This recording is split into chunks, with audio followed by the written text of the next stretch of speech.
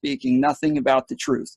Goes on to kind of say I'm distracting people and things like that by making videos like this, and then kind of challenges me to bring him on the podcast, let him actually tell me what the truth is.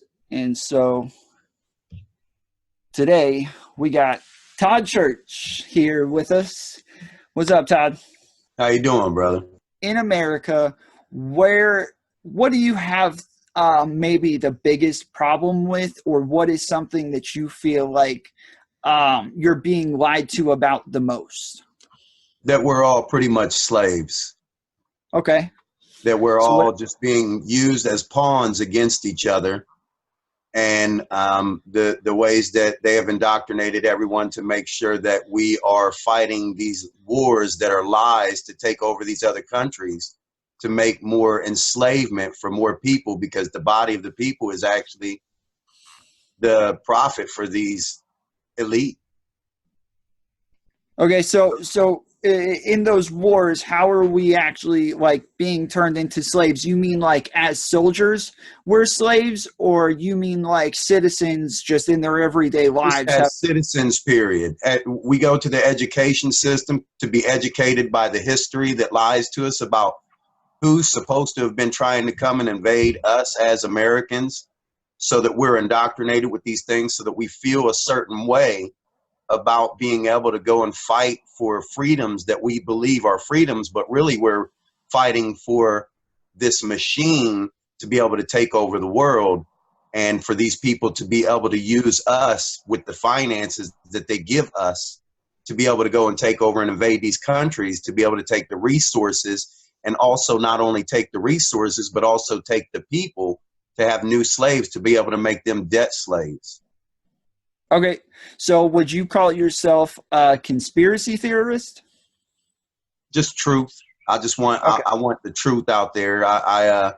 Conspiracies, if you think about conspiracies, it's just two or more people conspiring to do something against someone or all of us. And I think that that's pretty clear what's going on. You know, a lot of conspiracies become facts nowadays. Like, so when you say that we're in wars where we're being lied to about what we're actually fighting against, the first thing that comes to my mind is 9/11.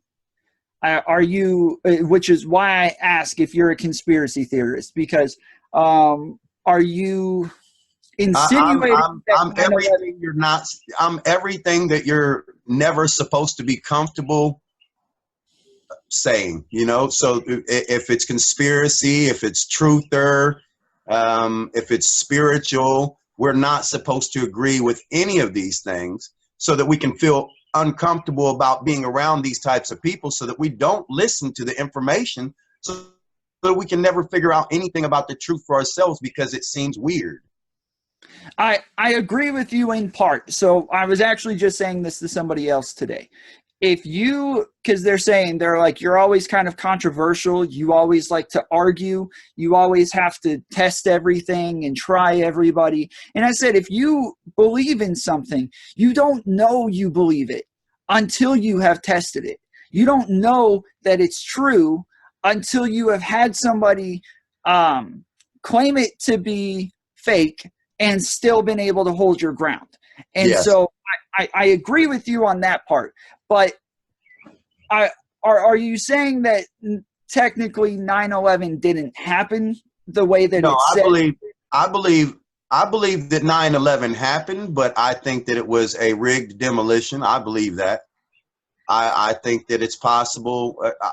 Not even possible. I believe that the government did it to put fear in us. I believe that it was a part of something that was done for us to be in fear, so that we could go over there and take over Afghanistan, to be able to take over the poppy fields, to be able to flood the streets with the heroin epidemic that is going on right now, for the population control, to be able to go ahead and kill as many people off as they can. So mainly Bush, heading kind of all of this up, is going to place insurgents into these little um, into these little projects to eventually make it to where he can go to war, maybe take over oil fields and governments and all sorts of things like that. And I am I understand the argument for that and where the dots connect. Where the dots stop connecting and drop off a cliff is when 4 years later, or every 4 years, we have another election and then somebody else is able to get voted in. And the the thought that all of these people go into the presidency claiming to fix America and have America's best interests at heart, but when they get there, then they're fed this information of, hey, look, actually what happened was this, and you need to continue on down that path, or you're going to have problems from very powerful people, and that they go along with it.